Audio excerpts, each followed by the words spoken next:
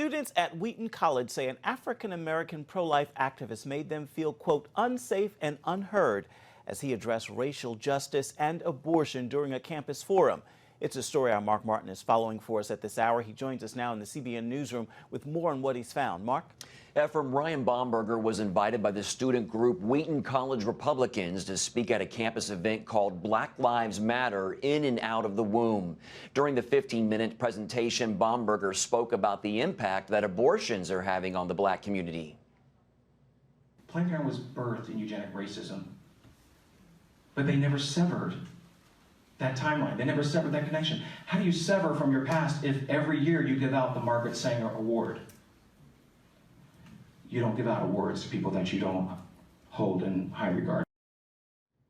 Afterwards, there was a 30-minute question and answer session where students had the opportunity to ask questions.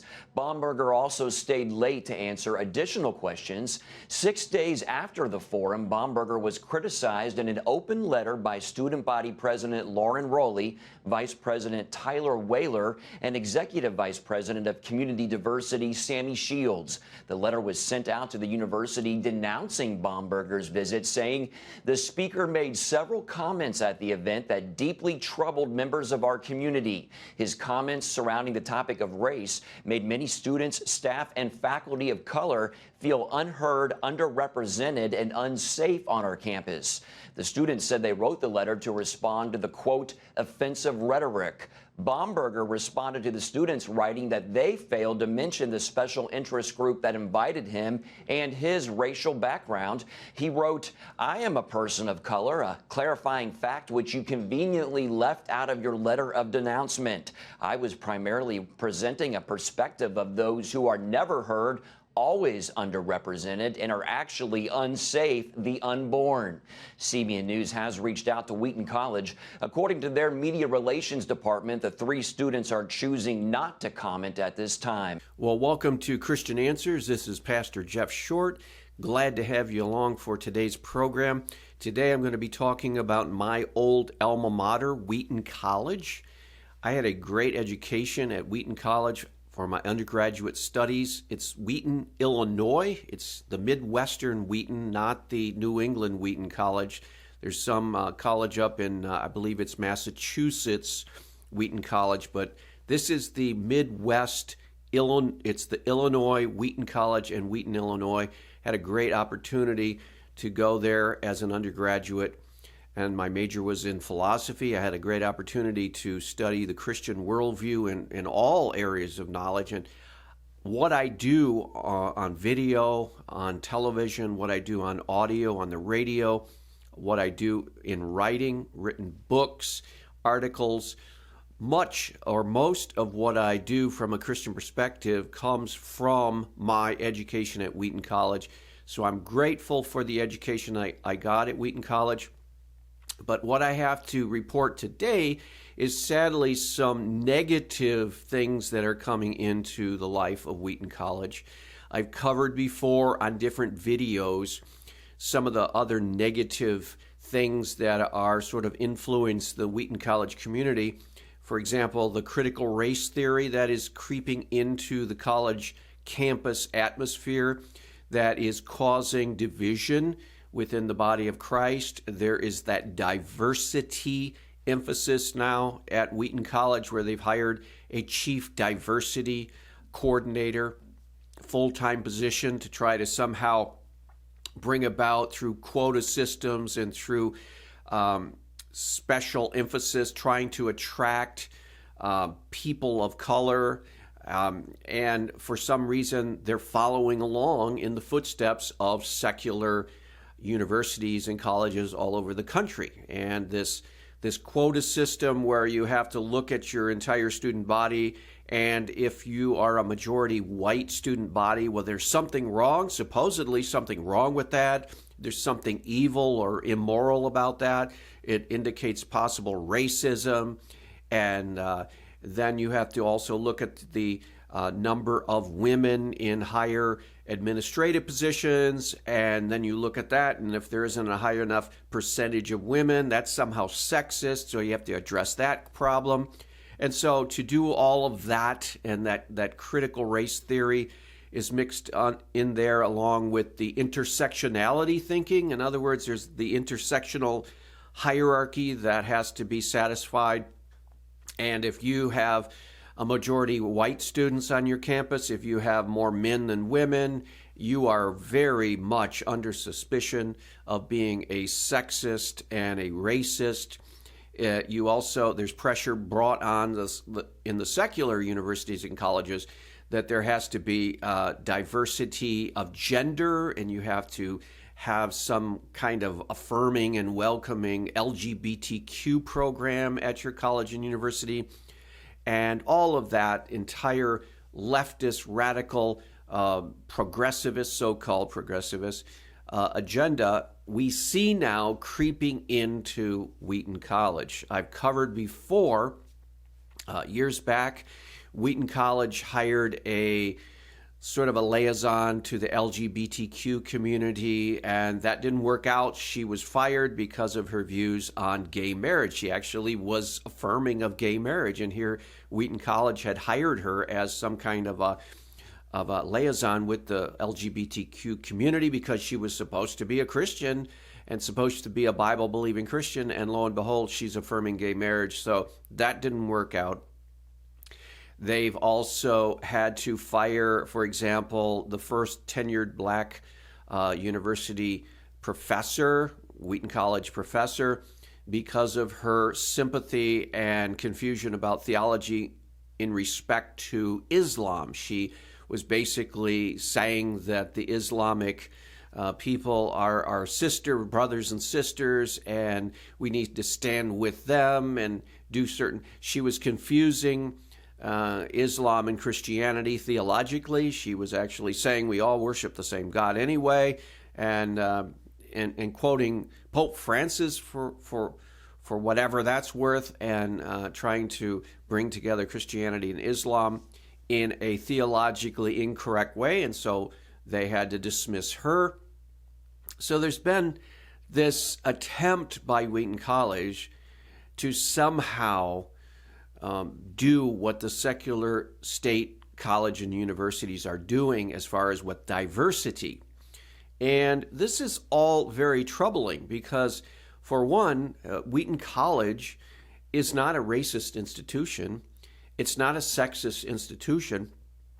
It's not homophobic to teach that God has an established order for marriage, man and a woman. And it's not homophobic to say that a person is either a male or a female, and that if a person is a male, then there are expectations outlined in the Bible for that person's life. And if a person is a female, there are expectations about how that person shall live brought forth in the Bible. So it's not homophobic to spell out the biblical view of men and women, but in today's secular progressivist, so-called radical leftist-leaning society, Christian colleges are coming under fire for simply teaching Christianity. Well, Wheaton College is part of that struggle because they're trying to figure out how to react to the rapidly changing secular world. Well, one of the things they're doing that I feel is a harmful trend on campus and a hurtful trend on campus is that they're basically buying into the secular agenda for diversity. And so there's somehow this understanding at Wheaton College, well, we don't have enough people of color. We have to take measures, we have to take steps to bring more people of, quote, color, Black, Hispanic, Asian, you name it, just whatever minority group is out there, we have to have a certain percentage of that group on campus, or if we're not, we must be racist and we must be bigoted and so on and so forth. Well, that's a false assumption. I mean, if you're in the Midwest, if you're a college from the Midwest in the heart of the country, and the majority in the entire area of your college is white, then it doesn't make any sense to complain about the abundance of white students and the lack of minority students on your campus.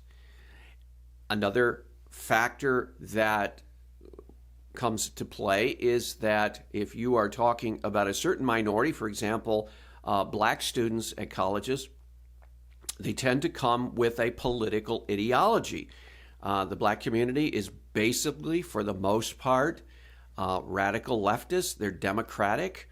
The Democrats know that all they have to do is appeal to the black community, and most of the black community, led by sort of race-baiting social activists like Jesse Jackson and Al Sharpton and some of the other high-profile black leaders. All they have to do is fire up that leadership base in the black community, and most black people, including black students, vote that way and adopt those attitudes. So when you have, for example, black students from Chicago coming into the suburbs of Chicago, into Wheaton College, is it any wonder that you're going to then be recruiting students that have pro-abortion ideas? You're going to have students with pro-LGBTQ radical agenda beliefs on their mind because they bought into that whole political movement that has captivated the black community. And many in the Hispanic community are the same way. So one of the problems with trying to bring about a diversity at Wheaton College is that you have to make sure that the students that come on campus understand that this college is coming from a Christian biblical worldview. So if you are pro-abortion, you probably are not going to feel very safe at Wheaton College, not in the sense of physical safety, but as far as pro-abortion ideas on campus, you're not going to feel as welcome as you would, say, at a secular state university where it's predominantly pro-abortion in the thinking of the professors, in the thinking of the students and the administration. And so if you're Democrat and you are pro-LGBTQ and you're pro-abortion and everything that the Democratic Party stands for, you're going to feel more comfortable at a secular state university than you will at Wheaton College. Then there's nothing Wheaton College can do about that, except if they're willing to widen the tent and downplay Christian distinctions and downplay criticism of non-Christian positions. If they're willing to sweep all of these things under the rug and say, hey, for diversity's sake, we're going to swing open the doors and we're going to admit students who may be pro-abortion. We're going to admit students who may be pro-LGBTQ or pro-gay marriage, so-called, and so on and so forth. And if you do that, then you're talking about tinkering with the DNA of the Christian university or college. And that's what is happening at Wheaton College, sadly enough. Now, I know it's happening at Wheaton College because we had a recent example of it last year. In January of 2019, a pro-life activist, anti-abortion pro-life activist, a black biracial student named Ryan Bomberger, came on campus, was invited on campus to give a lecture, to give a talk, and he criticized the black community for supporting Black Lives Matter, which is radically pro-abortion, pro-LGBTQ, and so on and so forth. And he was saying things like the pro-abortion industry aims at black communities and it's black genocide and so on and so forth. He was using strong language to try to get across the pro-life position and try to get people to understand, look, you can't be pro-abortion and a consistent Christian. You can't be also a consistent Christian and support movements like Black Lives Matter that are radically pro-abortion, pro-LGBTQ, and so on and so forth. So he was basically trying to show Christian students at Wheaton College that it's inconsistent to throw your weight and support the so-called Black Lives Matter movement that is also promoting these radical anti-Bible, anti-Christian positions. And so that offended some students. It offended some students. Now, what students were offended? What are their beliefs of the students that were offended? We don't know exactly, but it got to the point where the president of the student body wrote a letter to Ryan Bomberger, and an open letter, and it was available to the entire Wheaton College community, saying that we objected to the language and we objected to the approach of this pro-life Christian, and many in the community were offended by his talk, and so on and so forth.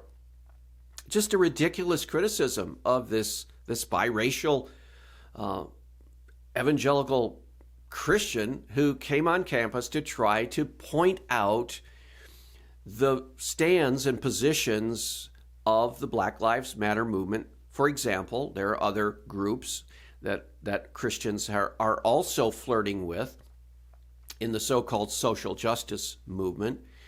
And he brought that on campus as far as his criticism of that movement. And you would think that, in an institution of higher learning, students would be mature enough to be able to listen to criticisms of all different positions, especially in light of the fact that there were other speakers that had been brought on campus that had far more offensive language to those who disagree, far more. In fact, there was a black professor that was a radical leftist professor brought on campus, invited by the philosophy department, brought on campus, who gave a lecture that was filled with profanity, that was filled with inflammatory language, that was filled with actual race baiting to try to get people to get into an argument with him, to get them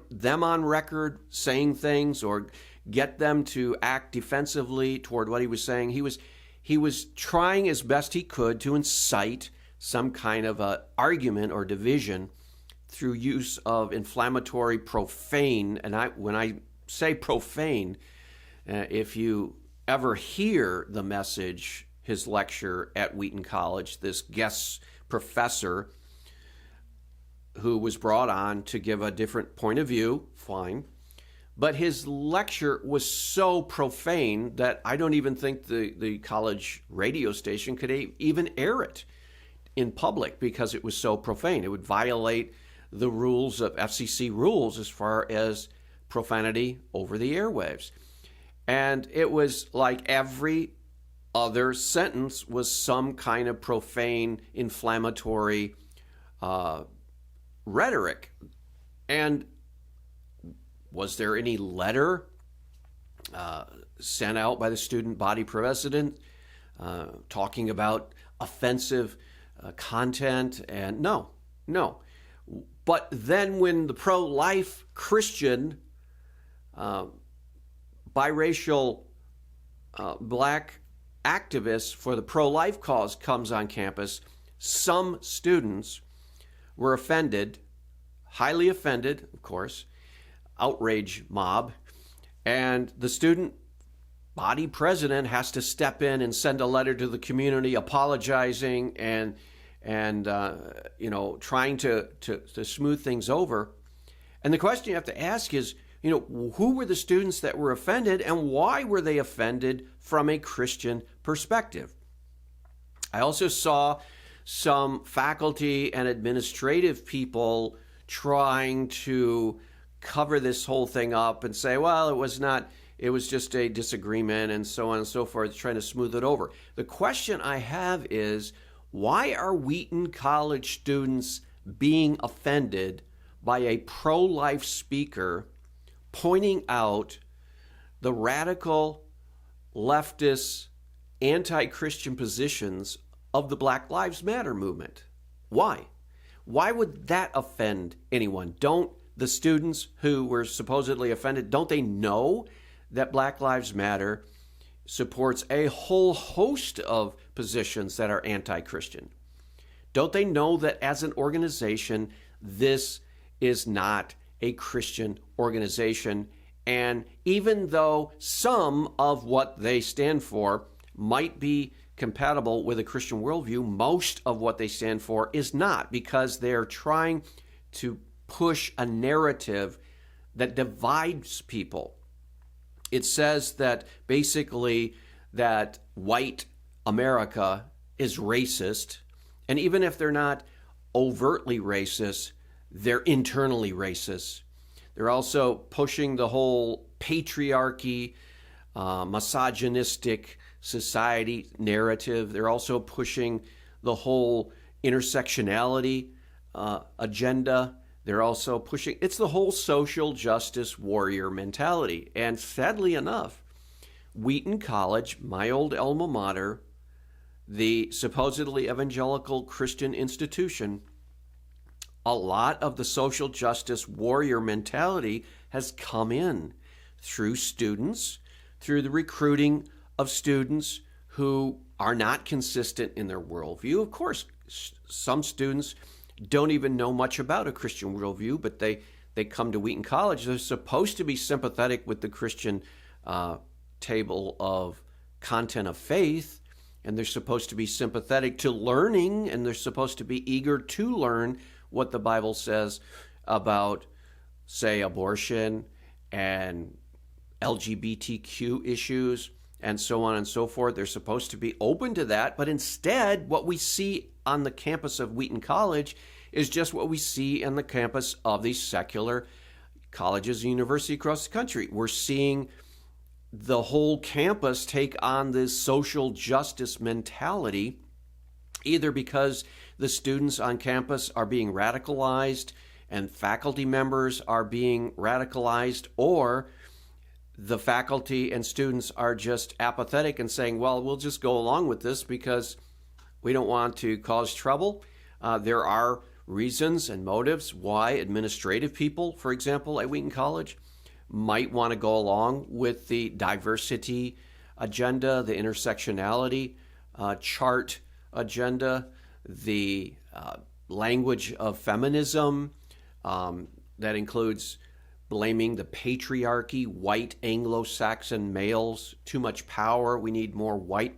We need less white representation. We need more black, brown, yellow. We need more women in positions of power. The whole social justice warrior mentality. There are reasons why administrators might want to be sympathetic to that, because if they're not, their government funding could be taken away.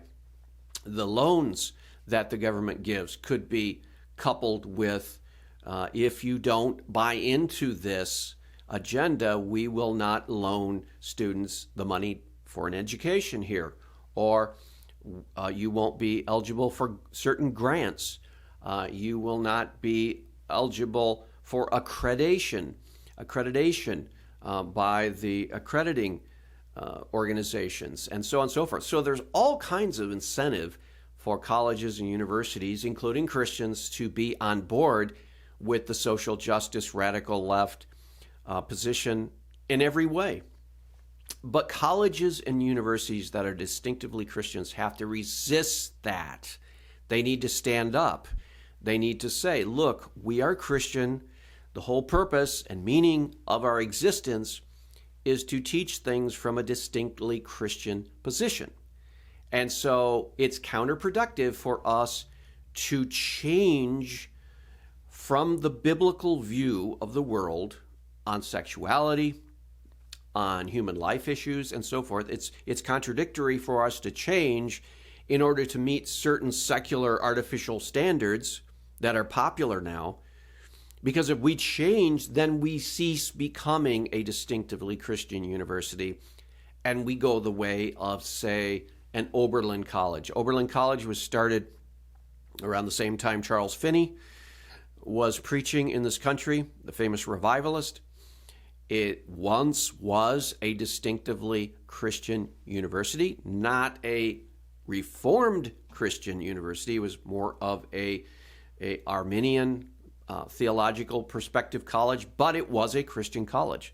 Now, if you go to Oberlin, it's just another secular college, along with all the other colleges that are not distinctively Christian.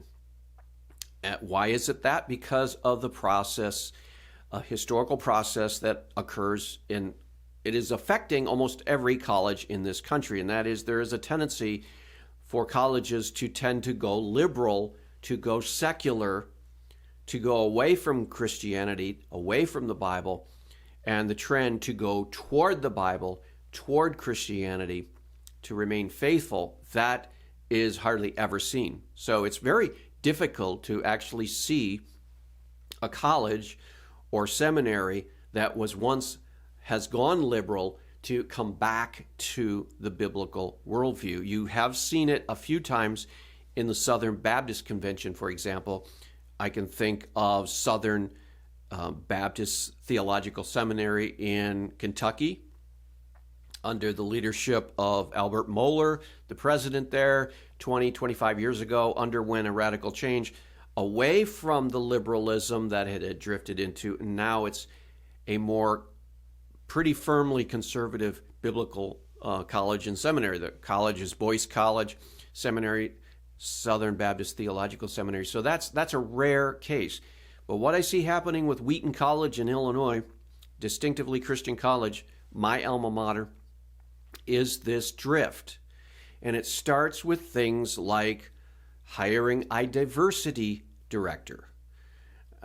It starts with looking at the college in terms of the intersectionality charts and trying to live up to this secular imposed standard of diversity. Now, God has a diverse planet and he has a diverse body, and he is all about diversity, but he's not about artificial diversity. He's about natural diversity. And when you have a quality education at Wheaton College is open to all races. Anyone who wants to put in the work, and whatever their skin color is, whether they're male or female, they can come to Wheaton College if they're willing to put in the work and hold to the convictions of the standard of faith and statement of faith. But whenever you begin to impose an artificial diversity standard upon any institution, whether it's a church or a college, you then begin to change from looking and praying for natural diversity to artificial diversity. And that's what Wheaton College is doing. And by doing that, they're also going to influence their doctrine and theological stands as well. They're going to begin to try to accommodate, to fit the diverse theological views of students who are coming in or faculty who are coming in. And I'm fearful that Wheaton College is heading down a trajectory that we've seen in other Christian colleges and universities starting out, where they begin to drift a little here and they begin to drift a little there.